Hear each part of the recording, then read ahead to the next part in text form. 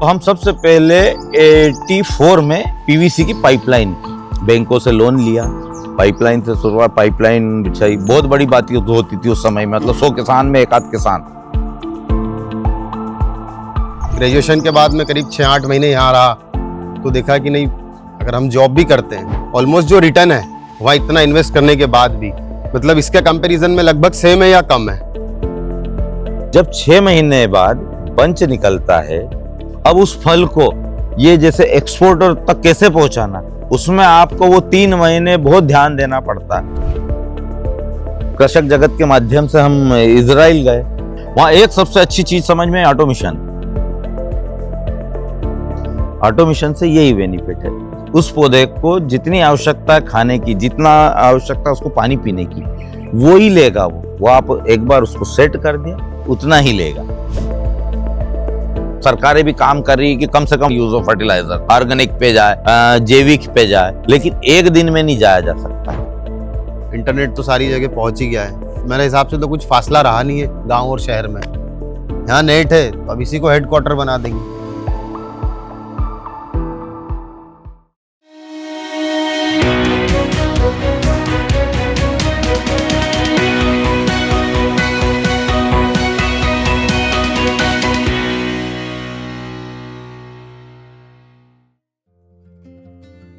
आधुनिक भारत की कहानी में आज तक हमने बड़ी फैक्ट्रियां और बड़े बिजनेस की ही बातें सुनी हैं, लेकिन इस आधुनिक भारत के युग में एक बहुत ही महत्वपूर्ण पहलू है और वो है हमारे आधुनिक भारत का किसान। और ऐसे ही आधुनिक किसान परिवार से आते हैं खेमेंद्र सिंह और शैलेंद्र सिंह, जिन्होंने अपनी खेती में नवीनता और आधुनिक तकनीकों का उपयोग किया और बनाना सप्लाई चेन का एक बहुत बड़ा साम्राज्य खड़ा किया। नमस्कार, मेरा नाम खेमेंद्र सिंह गुनू दरबार है। मैं छोटे से ग्राम गेहल गांव का निवासी हूँ। यहीं मेरी खेती बाड़ी है और हम पूर्वजों के ज़माने से जो करते आ रहे हैं खेती, कपास, मिर्च, उससे पहले तो यहाँ कुछ नहीं होता था, लेकिन पुरखे करते उससे हट के अब थोड़ा सा उद्यानिकी खेती भी करने लगे हैं। उद्यानिकी में हम अपना केला, पपीता, अदरक, सभी सारी चीज़ें जो भी फल सब्जी की सारी खेती करते हैं। मेरा नाम शैलेंद्र सिंह सोलंकी है। मैं बेसिकली हूँ गहलगांव से और अभी तो मैं बिज़नेस देख रहा हूँ। वैसे हमारा बनाना का बिज़नेस है, बनाना ट्रेडिंग का कह लो, सप्लाई का कह दो। हम कई सारी कंपनीज़ को बनाना सप्लाई करते हैं। मोस्टली डोमेस्टिक में कहें तो नॉर्थ इंडिया में सप्लाई करते हैं, जैसे राजस्थान, हरियाणा, पंजाब, यूपी। कंपनीज़ की बात करें तो रिलायंस फ्रेश है, मदर डेयरी है। वैसे सप्लाई करते हैं इन कंपनीज़ को, काफ़ी टाइम से करते आ रहे हैं। पिताजी के जाने के बाद खेमेंद्र जी और उनके दोनों भाइयों के ऊपर अपने पूरे परिवार की जिम्मेदारी आ गई। अपनी पढ़ाई पूरी करने के बाद खेमेंद्र जी ने भी खेती में आने का निर्णय लिया। पुरातन खेती की सबसे बड़ी समस्या थी पानी। खेमेंद्र जी के खेत नर्मदा मैया के पास होने के बावजूद उन्हें नर्मदा का पानी अपने खेतों तक लाने के लिए काफी मुश्किलें होती थी। इसी का समाधान निकालने के लिए खेमेंद्र जी ने बाकी राज्यों का दौरा किया, खेती समृद्ध राज्यों के सिंचाई की व्यवस्था को देखा और बड़ी बारीकी से सीखा, और इसी के बाद वे अपने खेतों में नर्मदा मैया का पानी ला पाए। जब हमारे फादर एक्सपायर, उस समय हम पढ़ाई करते थे, ग्रेजुएट तो हुए हैं, ग्रेजुएशन के बाद में आए वापस हम खेती करने। लेकिन जो हमारे पुरखे करते थे, जैसे नर्मदा मैया हमारे नज़दीक से बह रही, लेकिन नर्मदा मैया का पानी खेत तक कैसे पहुँचे, ये चीज़ उन्होंने नहीं कभी इस बारे में सोचा। फिर हम लोगों ने इस चीज़ को समझा कि मैया का इतना शुद्ध पानी हमारे पास है, लेकिन फिर भी हम गेहूँ नहीं उत्पादन ले सकते हैं। तो कुछ लोन लिए सरकारों से, सोसाइटियों से, और पाइपलाइन है जो पीवीसी आया, बहुत सी कंपनियां आई। पीवीसी का एक पहले से ही था, लेकिन किसान उस चीज़ को नहीं ला पाता था। फिर हम उस पर गए कि पाइप के जरिए, क्योंकि उससे पहले तो एक सीमेंट की लाइन है, वो सक्सेस नहीं हुई, किसानों की खेतियाँ बिक गई उसमें। फिर हम पीवीसी को देखा, समझा, जैसे महाराष्ट्र गए, हरियाणा गए, पंजाब गए, जो भागड़ा नंगल डेमो से, नेहरू से भी फिर पाइपलाइन वो देखी। तो हम सबसे पहले 84 में पीवीसी की पाइपलाइन की, बैंकों से लोन लिया, पाइपलाइन से शुरुआत, पाइपलाइन बिछाई, बहुत बड़ी बात होती थी उस समय में। मतलब 100 किसान में एक आध किसान, 10 गांव में एक किसान के पास पाइपलाइन हो, आसपास देखने आते थे लोग। लेकिन बैंकों ने कर्जा दे दिया जमीनें रख के, ठीक है, पाइपलाइनें कर ली। अब उस पाइपलाइनों को उत्पादन में क्या, अब जो हमारे पुरखे करते थे, संत्याणु कपास आता था, ज्वार, बाजरा, मक्का, वही हमने भी शुरुआत करा। वो पानी होने के बाद भी वही खेती कर रहे थे। फिर हमारे दिमाग में आया कि कर्ज लिया, इसको भरेंगे कैसे? उस फसल से तो वो कर्ज भरा नहीं पा रहा था हमारा। फिर अब तो एक उस समय में H4 आया, जो गुजरात गए हम। क्या शुरू से लालसा रही, क्योंकि मेरा पढ़ाई भी मेरा सब्जेक्ट एग्रीकल्चर था, तो उसी से अपन ने कुछ मन में ठाना कि यार क्या करें। तो गुजरात गए, गुजरात में देखा H4 एक कपास है, वो बहुत अच्छा होता है नर्मदा मैया के किनारे, क्योंकि नर्मदा मैया के किनारे की जमीन काली कपास की मिट्टी है और पानी बहुत अच्छा है। तो उस चीज़ पे हमने फोकस किया और H4 आया, वो कपास लगाया। कपास में साइंटिस्ट आते थे उस चीज़ को कि कैसे लगाना, कैसे स्प्रेइंग, क्योंकि पहले तो कोई स्प्रेइंग वगैरह होता ही नहीं था, पेस्टिसाइड कुछ भी नहीं यूज़ होता था, सिर्फ लगा दिया और पक जाता था। जो अपन आज बात करते हैं कि वो खेती अलग थी, लेकिन उसमें कर्ज नहीं भर पा रहे थे। फिर हमने कपास से शुरुआत करी, कपास आया, उसमें थोड़ा उत्पादन 2 पैसा ज़्यादा मिलने लगा। धीरे धीरे बैंकों का कर्ज भरा। फ्री, उन पाइपलाइनों को फ्री करने में हमको 10-10 साल लगे। जब मैंने शुरुआत करी खेती की 21 साल 22 साल में ग्रेजुएशन के बाद शुरू करी, तो 29 साल तक मैं उन पाइपलाइनों का कर्ज भरा, 10 साल उस कपास की उपज से, और फ्री होके फिर कुछ और आगे करने की सोची। फिर दिमाग में आया कि यार ड्रिप करना है। फिर हम ड्रिप पे आए। फिर वहाँ पे जब देखा था हमने, वो माइक्रो ड्रिप चलता था, वो माइक्रो ड्रिप हमने किया। फिर उसके बाद में उत्पादन भी बढ़ा, उसमें कोई दो राय नहीं है। फिर एक अपने आप में एक प्रोत्साहित हुए अपन, कुछ और ज़्यादा लालसा जगी कि और कुछ करें। उस हिसाब से फिर बढ़ते गए। फिर वो पता चला एक कृषक जगत के उसके माध्यम से कि वर्ल्ड लेवल के वो मेला लगता है इजराइल में पूरे, मतलब वहाँ हर 4 साल में, जैसे अपने कुंभ लगते हैं ना 12 साल में, वो 4 साल में मेला लगता है जिसमें 200 कंट्रियाँ भाग लेती है, और सिर्फ कृषि मेला लगता है। तो कृषक जगत के माध्यम से हम इजराइल गए। इजराइल जाके जब देखा वहाँ ऑटोमेशन, वहाँ की टेक्नोलॉजी, और अपना मेन पर्पस केले का ही बनाया अपन ने। एक ही क्रॉप पे ज़्यादा फोकस किया, वैसे पपीता भी करी, मिर्च भी किया, हल्दी भी की, सब चीज़ें, गन्ना भी बहुत लगाया, लेकिन एक ज़्यादा फोकस, क्योंकि उसमें हमको कुछ ज़्यादा दिखा। ज़्यादा इसलिए दिखा क्योंकि मेहनत कम थी, दिमाग ज़्यादा था उसमें। मेहनत कम के साथ में दिमाग ज़्यादा, तो वो अपने को अब ज़्यादा अच्छी फसल समझ में आई, तो हमने उस पर फिर फोकस किया। इजराइल में देखा, मेन केले की क्रॉप देखी, वहाँ मेले में सारी चीज़ें घुमाई, 10 दिन रुके। वहाँ एक सबसे अच्छी चीज़ समझ में, ऑटोमेशन। तो ऑटोमेशन पे गए। अब जब खेती स्टार्ट की थी, जब बहुत छोटे किसान थे, जो पुरखे ज़मीन छोड़ गए थे, वही थी 20-30 एकड़ ज़मीन से शुरुआत करी थी। आज जब छोटे किसान से बड़े किसान बने, तो सब सीख के समझ के उसी चीज़ पे फोकस किया, तो हम बड़े किसान बने। तो आज 150 एकड़ ज़मीन अपन ने की है। 150 एकड़ में और कर्ज उठा के भले करेंगे ऑटोमेशन, उसका हमने पूरा कोटेशन लिया। सारे समझे कि सेंट्रलाइजेशन करना कितना खर्च होता है। 150 एकड़ में हमारा कोटेशन 1.5 करोड़ रुपए का बना। ये हमने कर लिया था 2015-16 में। 1.5 करोड़ रुपए बड़ी बात होती थी, दिमाग में तो था कि करना ही है। 2015 में हमने 1.5 करोड़ रुपए लोन से उठाए, और 6 महीने में एक कंपनी से टाइप किया, और उस कंपनी का ऑटोमेशन लगा दिया हमने। उसी साल में 150 एकड़ में 1 लाख रुपए एकड़ का इन्वेस्ट था। 1.5 करोड़ रुपए हमने इन्वेस्ट किया, और 150 एकड़ में 100 एकड़ का केला लगाया। पहले भी केला लगाते थे, बट वो क्या मैनुअल ऑपरेट करने में इतना कर नहीं पाते थे, तो 20-30 एकड़ से ज़्यादा लगा नहीं पाते थे। ऑटोमेशन कर लिया, उसी साल में 100 एकड़ का केला लगा दिया। 100 एकड़ का केला, वो भी रोटेशन, एक मंथ की गैप से। उसमें क्या एक बेनिफिट होता है, आपको किस समय में प्रकृति की मार पड़े, किस समय में मंडियों मार्केट की मार पड़े, उससे बचने के लिए किसी में ज़्यादा मिल जाए, किसी में कम, तो एवरेज बैठ जा रहा है। और मौसम की मार से बचते हुए हमने पूरे 1 साल में 100 एकड़ का केला लगाया। उस चीज़ से हमने एक ही साल में, जबकि 3 साल में उसका रिटर्न मिलता, एक ही साल में हमने उसका रिटर्न ले लिया। वो कैसे, क्वांटिटी क्वालिटी बढ़ी, उस वर्ष में रेट भी अच्छे मिले केले के और क्वालिटी अच्छी थी, तो एक्स्ट्रा आन वाला 5 रुपये रेट ज़्यादा मिले।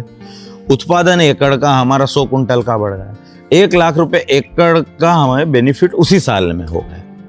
समय के साथ ही खेमेंद्र जी और उनके दोनों भाइयों की अगली पीढ़ी ने खेती को संभाला और इसी कड़ी में शैलेंद्र जी ने खेती के साथ ही केले के सप्लाई चेन बिजनेस को भी आगे बढ़ाया। बेसिकली हमारी जॉइंट फैमिली है, पापा और ये 3 भाई हैं। मेरे पापा सबसे बड़े हैं, बीच वाले अंकल बड़वानी में हैं जो बिजनेस देखते हैं, और छोटे अंकल साइड में बैठे हैं हमारे। वैसे तो मैं हॉस्टल में रहा हूँ, मतलब आप ये मानेगा, मतलब गांव काफ़ी छोटा था, एजुकेशन का इतना स्कोप था नहीं, तो हमें फर्स्ट से ही हॉस्टल में रखा था बड़वानी में ही। ग्रेजुएशन करने के बाद फिर मैंने देखा कि यहीं पे काम काफ़ी बढ़िया है, यहाँ पे कई नए लोग आते रहते थे। जब भी मैं यहाँ आता था तो देखता था कि कोई ना कोई नया व्यापारी या कोई कंपनी से कोई एग्जीक्यूटिव, कोई सीनियर एग्जीक्यूटिव, कोई सीनियर एम्प्लॉय, कोई ना कोई आता ही रहता था, उनसे मिलना होता था। तो पता लगा कि इसमें अच्छा स्कोप है। जब ग्रेजुएशन के बाद मैं करीब 6-8 महीने यहाँ रहा तो देखा कि नहीं, अगर हम जॉब भी करते हैं, जैसे और भी मेरे फ्रेंड्स थे, वो कोई यूके जा रहा है, कोई कहीं जा रहा है, तो देखा कि ऑलमोस्ट जो रिटर्न है वहाँ इतना इन्वेस्ट करने के बाद भी, मतलब इसके कंपैरिजन में लगभग सेम है या कम है। अगर मैं मेरा यहाँ पे काम सेटअप करता हूँ, या काम तो ऑलरेडी सेटअप है ही, इसको थोड़ा हम और एक्सप्लोर करते हैं, एक्सपांड करते हैं, बड़े लेवल पे जाते हैं, तो बस फिर यहाँ पे और लोगों से मिलना, कहीं कहीं विजिट करना। जैसे महाराष्ट्र हमसे बेटर है, कुछ भी कहो फार बेटर है महाराष्ट्र हमसे एग्रीकल्चर में, मेजरली हॉर्टिकल्चर क्रॉप्स में। तो फिर वहीं पे लोगों से मिलना, देखना, तो मन किया कि नहीं यार यहीं पे कुछ किया जाएगा। इंटरेस्ट तो था ही, हमेशा मैं बाइक पे अंकल के साथ ही आगे बैठ के जाता था खेतों में, छोटा था जब से। नर्मदा जी के किनारे पे खेलना गर्मियों की छुट्टियों में। वैसे तो हॉस्टल में रहते थे, मिलता नहीं था, बट जब भी आओ तो इधर उधर घूमना, ये सारा कुछ चलता था। तो बस फिर वहीं से थोड़ा सा हम शिफ्ट हुए डोमेस्टिक में। तो फैमिली काम कर ही रही थी डोमेस्टिक मार्केट में, अंकल वगैरह सप्लाई कर रहे थे। फिर हम एक्सपोर्टर्स से मिले, उन्हें लेके आए, एरिया दिखाया, उनको थोड़ा सा हमने भरोसा करवाया कि भाई हमारी क्वालिटी में भी शेल्फ लाइफ है, हमारी क्वालिटी या हमारा प्रोडक्शन आप लेंगे तो आपको वैसा नहीं है कि कोई बहुत बड़ा लॉस हो जाएगा या कम्पीट नहीं कर पाएगी। हमारा मटेरियल में वो क्वालिटी भी है, इवन रेट्स भी कंपैरेटिवली लो थे उस टाइम पे यहाँ पे, एज पर दी मतलब महाराष्ट्र के हम कंपैरिजन में बात करें तो थोड़ा थोड़ा ट्राई किया, स्टार्ट किया, 1 कंटेनर से 2 कंटेनर से। कोई पहले एक बायर आया, फिर किसी को और को पता लगा कि इसका मटेरियल तो वहाँ से आ रहा है, कोई नई एरिया से, वो भी यहाँ पे पहुँचा। तो वैसे धीरे धीरे धीरे टाइम लगा, मतलब आप ये समझ लिए 6-7 साल में, मतलब 17-18-19 से थोड़ा एक्सपोर्ट बढ़ते गया। तो आज 2025 में 24-25 तक मतलब एक बड़वानी भी कहीं स्टैंड करने लगा है अब। मतलब बहुत बड़े लेवल पे तो नहीं है, बट कहीं ना कहीं किसी भी एक्सपोर्टर को क्लिक करता है कि यार वो भी एक एरिया है, वहाँ भी हम ट्राई कर सकते हैं।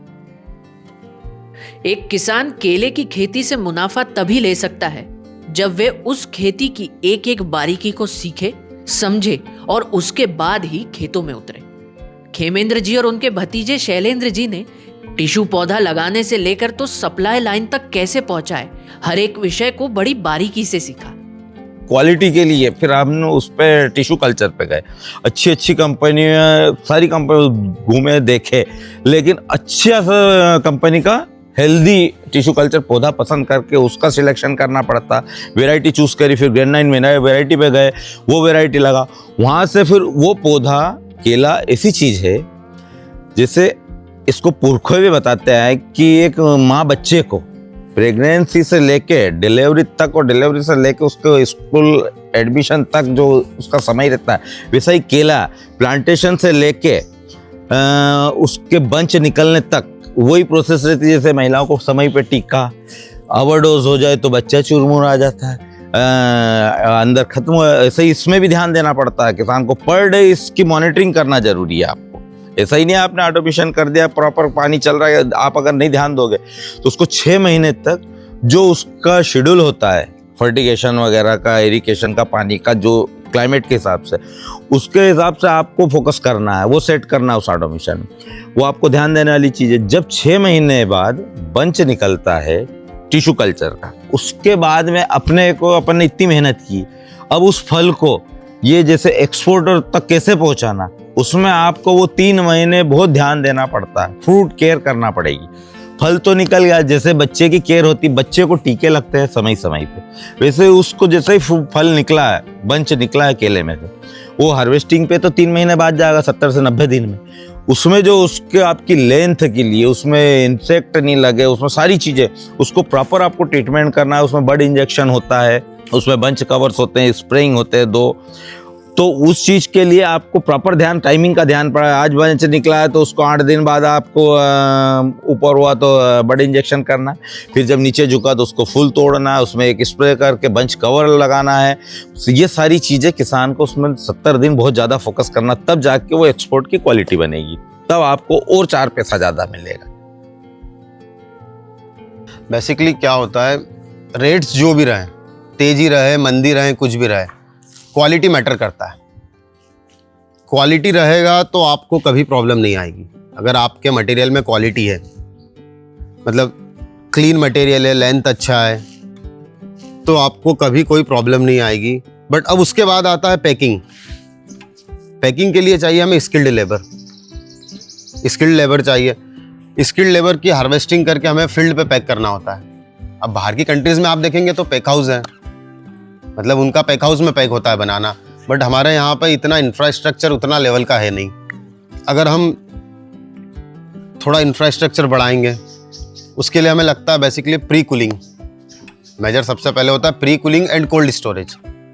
प्री कूलिंग होता है कि बनाना हमने हार्वेस्ट किया 40-45 डिग्री टेम्परेचर में, जो भी क्लाइमेट में, जिस भी वेदर में जो टेम्परेचर होगा, उसके बाद हमें उसे प्री कूलिंग करना है, मतलब प्रेशर कूलिंग होगा। प्रेशर कूलिंग में बनाना का जो पल्प है, उस पल्प का टेम्परेचर कम होना चाहिए, तो उसको हम 8 घंटे का प्रोसेस होता है। जैसे ही बनाना खेत से स्टोर पे पहुंचता है, पहले जाता है प्री कूलिंग में। प्री कूलिंग में उसको 8 घंटे 10 घंटे जो भी टेम्परेचर के अकॉर्डिंग टेम्परेचर सेट रहता है, वो टेम्परेचर पल्प में आ गया, फिर उसको हम शिफ्ट करते हैं उसी बनानास को कोल्ड स्टोर में।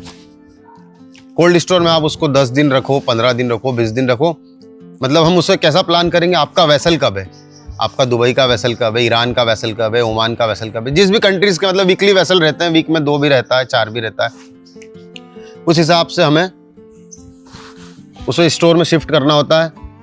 और जब तक प्रॉपर उसका टेम्परेचर नहीं होगा और क्वालिटी चेक नहीं होगा, हमें उसकी स्टफिंग नहीं करनी है कंटेनर्स में।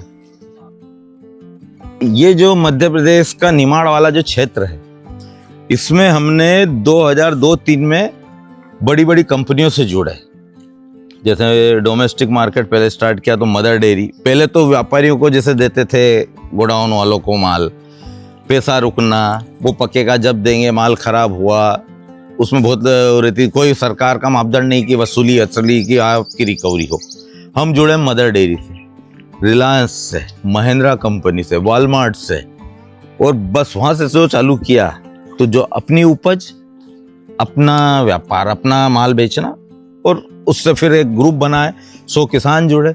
100 किसानों से ग्रुप बनने के बाद में सबसे पहले एक्सपोर्टर इस क्षेत्र में लाने वाला मैं हूँ। सबसे पहले हम लाए यहाँ पे 2007-08 में ईरान से एक व्यापारी आया, बॉम्बे मदर डेयरी के थ्रू ही गए, उन्होंने ही दिया कि वहाँ भी माल जाता है जो महाराष्ट्र वगैरह से, अपना निमाड़ क्षेत्र, क्योंकि अपने पास में 2 चीज़ की बहुत ताकतवर है मध्य प्रदेश में, नर्मदा मैया का पानी और इसके साइड से लगी हुई जमीन, जो केले के लिए बहुत उपयोगी उपजाऊ है, जिसका केला बहुत ताकत, जो आंध्र की बात करते हैं वही ताकत यहाँ के फ्रूट में है।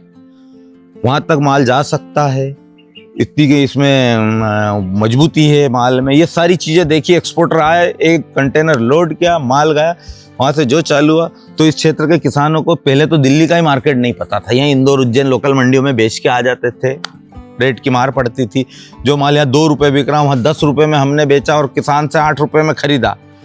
खर्च वगैरह जो भी लगता 8 रुपये में, तो उस किसान को इतना लगा कि यार ये क्या हो रहा, और हमने खुद ने ये चीज़ समझी, फिर तो रुके ही नहीं। और अब एक्सपोर्ट का काम कंटिन्यू चालू है, डोमेस्टिक मार्केट चालू है, और किसानों का इधर केले का रगबा बहुत ज़्यादा हो गया है। आधुनिक खेती के सफर को रफ्तार देने के लिए खेमेंद्र जी ने अपने खेतों के लिए एक ऐसा निर्णय लिया जिसने उनके खेत के साथ साथ ही उनके जीवन को भी एक सकारात्मक बदलाव दिया, और वो निर्णय था ऑटोमेशन। ऑटोमेशन तो एक जनरल शब्द हो गया कि ऑटोमेशन लगा है, लेकिन उसको ऑपरेट कैसे होता है ये, तो उसके लिए शुरुआती जब ऑटोमेशन से पहले किसान एक अपना, क्योंकि हर किसान का अलग अलग अपना क्षेत्रफल होता है, उसके जहाँ सेंट्रलाइजेशन, जहाँ पानी का सोर्स है वहाँ से उसकी फील्ड की दूरी कितनी है उस पर भी डिपेंड करता है। और इसमें जो इन्वेस्ट वाली बात है ना, वो उस पर ही डिपेंड होती है। जैसे मेरे पास में इतना इन्वेस्ट 1 लाख रुपए एकड़, 150 एकड़ जमीन एक जगह नहीं है, सराउंडिंग 3 किलोमीटर में फैली हुई है, तो उसके लिए सेंट्रलाइजेशन करना, सेंट्रलाइजेशन ज़्यादा इनलेट के जो सोर्सेस है नर्मदा जी के पानी को वहाँ पे लाना, और फिर वहाँ से आउटलेट के सोर्सेस ले जाना, वो सबसे बड़ा मायने। तो वो कौन करता है? इंजीनियर डिज़ाइन करते हैं। वो जो अपन कोटेशन बनाते हैं उसमें सारा आ जाता है। तो हमारे को उसमें थोड़ा खर्च ज़्यादा हुआ, दूरी ज़्यादा। जिस किसान की अगर 100 एकड़ 50 एकड़ या 25 एकड़ भी है, वो, हाँ, एक चीज़ ये भी है, ऑटोमेशन से क्यों डर जाएगा कि 1.5 करोड़ देखेगा और ज़मीन देखेगा कि इनके पास 150 करोड़ है इसलिए कर सकते हैं। ऐसा नहीं है। 10 एकड़ का किसान भी ऑटोमेशन लगा सकता है। 10 एकड़ का किसान, उसका पानी का सोर्सेस भले वहाँ कुआं है, नर्मदा की लाइन नहीं हो, तो मशीनरियाँ तो वही खर्च में आ रही है। 5, 10 लाख 15 लाख रुपए में ऑटोमेशन तैयार हो जाता। लेकिन जो हमारे को दूरी के हिसाब से पीवीसी का पैसा लगा वो ज़्यादा लगता।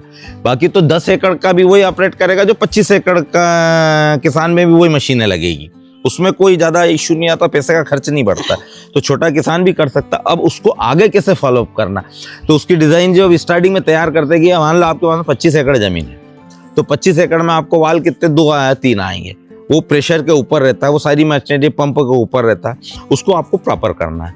प्रॉपर कर दिया, उसको फिर आपको मैनेज करना है कि आपने 8-8 एकड़ के प्लाट बनाया, 3 वाल रखे हैं, तो 3 8-8, तो उसमें आपको क्रॉप डिसाइड करना पड़ेगी। 8 एकड़ में एक ही क्रॉप लगाओगे आप, उसमें आप क्रॉप अलग अलग नहीं कर सकते, क्योंकि आप एक ही उस 8 एकड़ में सपोज केला लगा दिया, पपीता, केले की रिक्वायरमेंट पानी की ज़्यादा है, पपीता की कम है, तो उसमें, और वो तो एक साथ पूरा ट्रीट करेगा, क्योंकि पर्टिकुलर पौधे पे ऑटोमेशन का अलग अलग पानी एक हाथ दी जाएगा, एरिया वाइज जाएगा। 8 एकड़ है, 10,000 का प्लाट है, तो 10,000 को प्रॉपर मिलेगा। आप सोचो कि 8,000 को अलग दे दो, 2,000 पपीता को अलग कर दे, तो वो उसमें संभव नहीं है।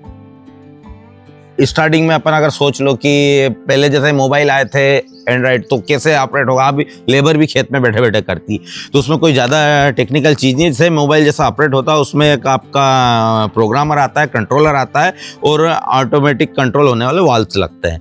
वो उसमें आपने प्रोग्रामर में प्रोग्राम सेट कर दिया, बस वो सेट किया तो वही प्रोग्राम उसको ऑपरेट करते जाएगा। अपने अलग अलग प्लाट बनाए, नंबरिंग कर दिया, 1 number 2 number 3 number 4 number 5 number. हमारे जैसे 150 एकड़ है तो 50-50 एकड़ के 3 यूनिट कर दी, फिर 50 एकड़ होती है तो 1 यूनिट पे 10 वाला ऑपरेट होते हैं। इस हिसाब से वो पूरा ऑपरेट होता है। 3 हेड के 20 वाल कर दिए हमने 150 एकड़ जमीन में, 8-8 एकड़ 7-7 एकड़ के, तो 20 वाल के अलग अलग अपने टाइमिंग से प्रोग्राम में 10 घंटा इरिगेशन की लाइट रहती है। उस हिसाब से आप उसमें टाइम शेड्यूल करके, और पानी की रिक्वायरमेंट है कि पौधे की पानी कितनी, उसकी पौधे की रिक्वायरमेंट है, उस हिसाब से उसमें प्रोग्राम डलता है। इस पौधे को इस प्लाट पे आप कैलकुलेट तो आपको ही करना पड़ेगा कि आपको इस प्लाट में 1 लाख लीटर पानी भेजना, तो वो फिर कंट्रोलर में सेट कर दिया। तो कंट्रोलर ऑटोमेशन का काम है कि उस फील्ड पे 24 घंटे में 1 लाख लीटर ही पानी देगा, 1 लाख से 1 लीटर भी ऊपर नहीं जाएगा। तो उसका बेनिफिट ये है कि यूनिफॉर्म क्रॉप आएगी और क्वांटिटी और क्वालिटी शानदार होगी। उसका जो फायदा हुआ, जो हमारी धरती माँ है वो बची, वो ऐसे बची जो फर्टिगेशन अपन ट्राली भर भर के फर्टिलाइजर खेतों में डालते थे, उस चीज से हमारी बचत हुई। जमीन भी नहीं खराब, जितनी आवश्यकता उस पौधे को है, ऑटोमेशन से यही बेनिफिट है।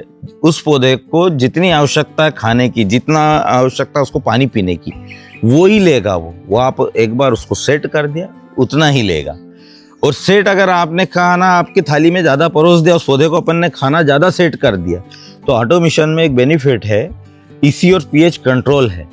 अगर ईसी ज़्यादा है तो वो शो कर देगा, पीएच ज़्यादा है पानी का तो वो ऑटोमेटिकली उस खाद को कम कर देगा, फर्टिलाइजर को। पीएच अगर हाई हो रहा है तो उसमें फास्फोरिक एसिड्स कुछ ऐसे वो लग आते कि उस पानी के पीएच को कंट्रोल करेगा। तो ज़मीन की ताकत, पीएच आपने मेंटेन रखा, ईसी आपने मेंटेन रखा, वही आपकी जमीन धरती माँ को बचा के रखा। अपने को सिर्फ पौधे को देना, उस जमीन को नहीं देना फर्टिलाइजर। बाकी की जमीन सूखी रहती है, सूखी रहेगी, जमीन में हीट मिलती रहती है तो बैक्टीरिया भी नहीं पनपते, जमीन की उर्वरा शक्ति बढ़ती है और ऑर्गेनिक कार्बन की मात्रा बढ़ती है। जो भी ये सड़ा गला उसमें जो जमीन धूप लगती है और जो ड्रिप से पानी से सड़ के वो पूरा जमीन को मिलता है, तो जमीन की ताकत डबल हो रही है, उर्वरा शक्ति बढ़ रही है, इससे जमीन बच रही है हमारी। तो वो हो ऑटोमेशन से ही ये संभव है। अब फ्लड पानी से पूरा पौधे को 1 लीटर पानी चाहिए, आप 1000 लीटर से उसको नहला रहे हो, तो उससे उत्पादन भी घट रहा है और जमीन भी खराब हो रही है। तो ये इसी से बच रही है। भविष्य में आधुनिक तकनीकों के साथ ही खेमेंद्र जी और उनका पूरा परिवार अब भारतीय सांस्कृतिक खेती के पुनरुत्थान के लिए भी विचार कर रहा है, और इसका पहला पड़ाव है केमिकल फर्टिलाइजर पर आधारित खेती को कम करना। अब भविष्य की खेती को तो हमें उस नज़रिए से देख रहे हैं कि भविष्य अभी क्या है, लोग उस चीज़ पे, सरकारें भी काम कर रही है कि कम से कम यूज़ ऑफ फर्टिलाइज़र, ऑर्गेनिक पे जाए, जैविक पे जाए, लेकिन एक दिन में नहीं जाया जा सकता। अब हमारी ज़मीनें इतनी ताकतवर हो गई कि हमको फर्टिलाइज़र कम भी यूज़ कर रहे हैं और ऑर्गेनिक कार्बन जैसे गोबर का खाद, अगर मवेशी, और आज के समय में मवेशी कमी हो गई है तो ऑर्गेनिक, जैविक तो कर ही नहीं सकता, ऑर्गेनिक पे जा रहा है। तो पहले रासायनिक कम कर रहे हैं, ऑर्गेनिक पे थोड़ा सा बढ़ावा दे रहे हैं, उसके बाद में फिर एक समय ये आएगा पूरा जैविक पे भी हो जाएगा और वही वैसा ही उत्पादन मिलेगा, वो हमको लग रहा है। तो आगे का हमारा यही है कि रासायनिक जितना से ज़्यादा खर्च भी कम होगा, उससे एक ज़मीन की उर्वरा शक्ति भी बढ़ रही है और मार्केट के लिए भी अच्छे, क्योंकि बीमारियाँ जो हो रही है, जैसे कोविड के टाइम में देखा, और सब आजकल तो डॉक्टर की जैविक खाओ, ऑर्गेनिक खाओ, लेकिन खाओगे कहाँ से, जब निकलेगा जब भी खाओगे, ज़मीन ऐसी तैयार होगी। तो उस लाइन पे सोच रहे हैं, उस पे हम विचार कर रहे हैं। तो वो भी संभव इसी चीज़ से हो रहा है, जो ज़मीन हम ताकतवर बना रहे हैं ना, कि कम रासायनिक से अब आगे उत्पादन वही मिले हमको और कम खर्चे में और शुद्ध चीज़ मिले, जिसका और 2 पैसा ज़्यादा मार्केट में मिले। आज आधुनिक भारत का ये मॉडर्न किसान परिवार हर भारतीय युवा के लिए एक प्रेरणा है कि कैसे आधुनिक तकनीकों का सही उपयोग आपके जीवन में और आपके खेतों में एक सकारात्मक बदलाव ला सकता है। देखो, भविष्य का संदेश तो ये है कि प्रचार प्रसार भी आज के समय में हो रहे कि खेती को लाभ का धंधा है, और हम भी कह रहे हैं हमारे बच्चों को कि खेती ही लाभ का धंधा है, उसको आगे ही आपको बढ़ाना है, न कि दूसरी जगह भागना है। पर उस चीज को आप जो नए जमाने की शिक्षा के हिसाब से ही करो और उसमें दिल से करो। ऐसा ही नहीं कि सिर्फ फॉर्मेलिटी करना हो। फॉर्मेलिटी आप कहाँ करोगे, नौकरियों में काम चोरी कर सकता है आदमी, लेकिन अपनी जगह पे खेती पे आएगा, वहाँ काम चोरी नहीं चलेगी। अगर आप दिल से करोगे, धरती को अपनी माँ मान के और पुरखों को याद करके कि वो कहाँ से कहाँ तक कितनी मेहनत से, और आज तो उतनी मेहनत नहीं है, सिर्फ आपको मेहनत दिमाग की करना है, दिमाग की कसरत है। तो बस उस चीज़ में अगर आप लगा रहे हो तो दूसरी कंपनियों के एम्प्लॉय नौकर बनने की बजाय यहाँ घर के उसमें अपने 10 एम्प्लॉय पैदा करो, इतना मार्केट बनाओ और उस चीज़ को आगे बढ़ाओ। मेरा तो यही है कि खेती बहुत अच्छी चीज़ है। किसी के पास में अगर 5 बीघा ज़मीन है, उसका घर अच्छे से चलता है, ये शासन भी मानती है, सभी मानते हैं, तो सही में भी चलता है, लेकिन उसमें दिल से करना पड़ेगा आपको काम।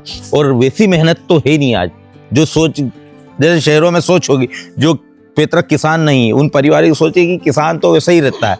तो वो जब गांव में जाके देखते हैं तब उनको समझ में आता है कि किसान वैसे नहीं रहता, वो किसान नहीं रहा। आज किसान बहुत ऊपर आ चुका है।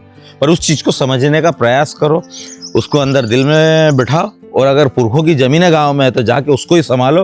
वो ज़्यादा बेनिफिट है आपकी दूसरी कंपनियों को बजाय। और उसमें पैतृक किसान हो तो खेती करो, तो वो एक प्लेट तो वो जगहें खाली होगी जिनके किसान नहीं है, वो परिवार नौकरियों से अपना घर चलाएंगे। और आप उसके मूल ज़मीनों को बंजर करोगे और वहाँ उस पर कब्जा करोगे तो दूसरे फिर कहाँ जाएंगे। तो ऐसा एक सिस्टम भी बन जाएगा। और खेती किसानी वाले ने खेती किसानी ही करना चाहिए, क्योंकि आज के समय में टेक्नोलॉजी बहुत हाई हो चुकी है और अपना तो देश ही कृषि प्रधान है। और इंटरनेट भी बहुत सपोर्ट कर रहा है। अब तो इंटरनेट तो सारी जगह पहुंच ही गया है, तो अब तो कुछ मेरे हिसाब से तो कुछ फासला रहा नहीं है गांव और शहर में। यहाँ नेट है तो अब इसी को हेडक्वार्टर बना देंगे, जहाँ इंटरनेट है वहीं हेडक्वार्टर बन जाएगा, कोई दिक्कत नहीं है। यही माजमा जम जाएगा, यही सारी चीज़ें आ जाएंगी। बताओ ना, अब इंटरनेट आ गया तो फासला क्या रहा। आज आप ईरान को देख सकते हो कि वहाँ कुछ राइट्स हो रहे हैं, कुछ भी देख सकते हो यहाँ बैठ के, सारे ग्लोब को देख सकते हो आप। तो बस सपोर्ट तो है, काफ़ी सारा स्कोप है, बस थोड़ा हार्डवर्क है।